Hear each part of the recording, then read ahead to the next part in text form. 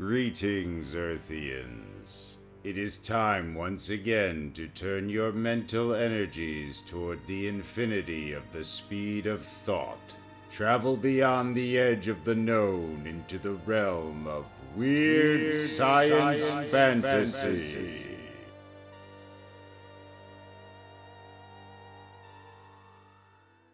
Val Draper waited for the deep shadows of the night, then slipped out to the deserted streets with the harried, furtive air of a man who fears for his life. The sharp tattoo of his boot heels echoed against the grim, silent, windowless facades of the workers' barracks where, within, the devoted slaves of the state slept fitfully. As he hurried along, Val heard the frightened thumping of his own racing heart, and it sounded to him like footsteps chasing along behind him. He half expected the clutch of a hand on his shoulder, even after he reached Andrea's laboratory. Val, were you followed? I don't know, Andrea. I think not, but you never know with the SSP. One moment you're alone, safe. The next moment they've surrounded you. Andrea Coles locked the door after Val, and she followed his gaze to the books. To the forbidden, time-yellowed books. Have you read them, Andrea? Do you understand the world of 80 years ago? Do you know about love now? Do you feel as I do? Yes, I've read your books, Val, but I'm afraid. I'm a scientist. I believe only in fact, in what I've been taught. And I am a teacher. I have an instinct for truth. And I say that these 21st century leaders have perverted history, or they would allow us to read and study the world of the past. I do my work and the government gives me a home and food and clothes. Until now I've known nothing of love and freedom, only of doing for the state and getting security in return. Val drew Andrea close to him. Sweet, beautiful Andrea. A scientific machine. A cold mechanical slave of the state. But somewhere, down deep, the instincts were there. Val knew it. He felt her tremble as he held her. They give you security, yes, but no love. No freedom. Andrea, I'm sure that the SS police suspect me. I want you to send me back before it's too late. And I want you to come with me. No, Val, I can't. But you promised me, Andrea.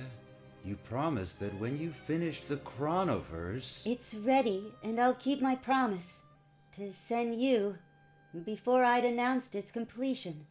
But I've got to stay here, Val. Don't you see? There's no one else to run my machine. The books, Andrea. Perhaps if you showed them to one of your associates, he or she would send you after me. Perhaps. Now hurry. Where do you want to be sent? To the middle of the last century. To the 1950s. To the beginning of it. Where it all started. I'll warn them. I'll stop them from their headlong rush into slavery. Then before you're missed at the barracks and traced here, in that door. Andrea pressed a button on the instrument panel before her, and a leaden door in the laboratory wall slid open. It leads to the Chronoverse chamber. Lie down on the platform. Quickly. Goodbye, Andrea. Please, come back and join me, soon. Val stepped into the lead chamber. Andrea touched another button. The door slid closed. Val reclined on the platform and stared up at the single uranium vapor lamp glowing from the ceiling. The lamp blinked out. Val waited in the darkness. Slowly he became conscious of a nebulous haze, a feeling of lightness, a floating, a kaleidoscope of spectroscopic colors emanating from the walls. Then there was a blinding flash, and everything went black. Val's first awareness was of a thundering pounding in his head. A translucent fog seemed to blur his sight as he opened his eyes. The light above him glared. It wasn't a uranium vapor lamp with its soft green glow. An electric light. The kind I read about. He's coming too. Call Dr. Walton. The fog dissolved and a white mist solidified, moving toward Val. He studied the young woman in the strange dress and hat with the painted lips and the smile. What place is this? Where am I? Who are you? So, you're awake. Well, you look a whole lot better, considering the shape you were in last night when that cop found you and brought you in. I'm Miss Tebbets. Miss Tebbets, what year is this? Are you kidding? It's 1954, of course. I've come back. Andrea's chronoverse worked. I've come back to 1954. Having trouble, Miss Tebbets? He's talking nonsense, Doctor. Something about coming back to 1954. Well, young man, and what's this all about? Coming back into 1954? Back from where? My name is Val Draper. I'm from the year 2039. 85 years in the future. What place is this? The doctor sat on the edge of Val's bed, examining his eyes, taking his pulse, listening to his heartbeat. All right, Captain Future, calm down. You're in Bellevue Hospital, New York, and I'm Dr. Felix Walton. We're going to keep you here a few days for observation. Dr. Walton, I read your book. It's forbidden, but I found it with the others. Mental disorders can be prevented. Dr. Walton's face turned white. His eyes widened. His jaw dropped. How could you know about my book? I've written only 2 chapters, and the title. Not even my wife knows. I've kept it a secret. Oh, of course. Forgive me. The publication date wasn't until 1957. But this is trifling talk, Doctor. I've come back from 2039 to warn you. Val swung his legs from the bed.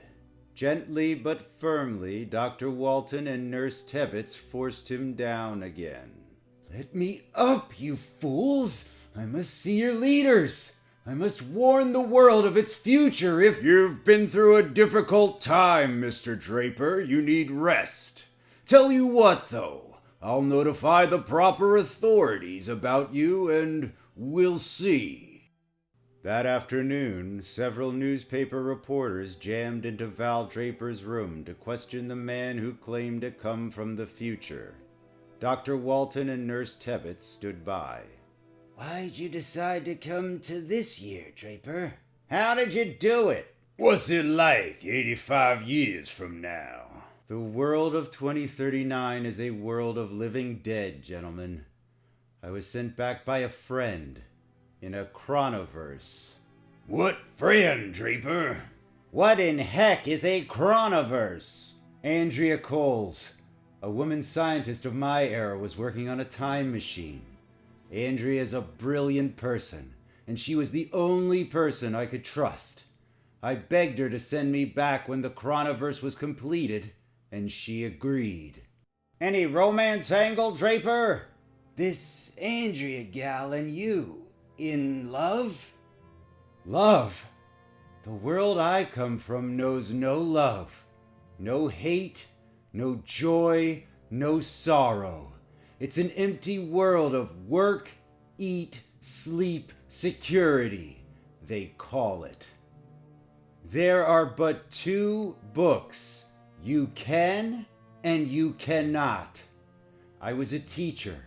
My job was to see that all workers of the state memorized these books, learned the laws by heart. All other books were forbidden. But I found some of these books among some ruins. I brought them back to my barracks and hid them in the cellar. I read them all. and I soon learned what your world was like, and how it had degenerated into my world. Tell us about the future, Draper. What'll it be like here in New York in 2039? It was among the ruins of New York that I found the books. Dr. Walton stepped forward. I think we'd better let Mr. Draper rest now, gentlemen. No, wait! They must know! Before it's too late! Draper, who'll be president of the U.S. in 2034? Don't you understand? There's not going to be a U.S., an England, a Russia. The atomic war will destroy all countries, all national boundaries. The Earth state idea will take over, security for all, government ownership of everything, even human lives. And who'll be sitting on top of this heap, Draper? A cold-blooded dictator who usurped his power from the people and set himself up as a type of economic god. Go back! Go back, I tell you! Take back your freedoms, those you've lost already! Think! Even now, do you dare to say the things you said 10 years ago? This is the era of decision. You can save yourselves. Act now, before it's too late. Before you lose your freedom and trust and love. Before you lose your individual human dignity. Dr. Walton stepped forward again. That's enough. We've heard enough. No, wait! Let me tell you! Dr. Walton unbuttoned his white coat. His SSP uniform flashed in the electric light glare. You'll tell no more, Valentine Draper. You have convicted yourself of treason from your very own mouth. No. No. Yes, Valentine Draper. This is still 2039. You never went into the past. The Chronoverse isn't even completed yet. It was all a trick. Andrea Coles stood in the doorway. Exactly, Mr. Draper. Miss Coles came to us and told us about you, how you had approached her. Andrea, how could you? You didn't read the books I gave you. You couldn't have. Andrea studied Val with cold, impassionate eyes. She was a granite block, a state machine, coldly oiled. Miss Coles turned the books over to us, Mr. Draper. Andrea, you're a fool. I thought there was a spark down deep inside you. Now I see you're an automaton, like all the rest. Two guards stepped forward and flanked Val Draper as they marched him out of the fake 1954 hospital room, past the unfinished Chronoverse. The SSP officer nodded to Andrea. You may go on with your work, Miss Coles. Yes, sir. Andrea Coles watched icily as they marched Val Draper out into the public square and shot him. Then she turned away and went to the lab drawer and pulled out the books she'd not turned over to the SSP. The books she'd kept, just for curiosity's sake. Andrea read slowly, and she read long. She read of freedom, and love, and marriage, and children, and homes, and hometowns, and the people next door. She read until the dawn light crept in through the lab window and sparkled on the tears streaming down her face. Once again, we return you to your pre-scheduled mundanity.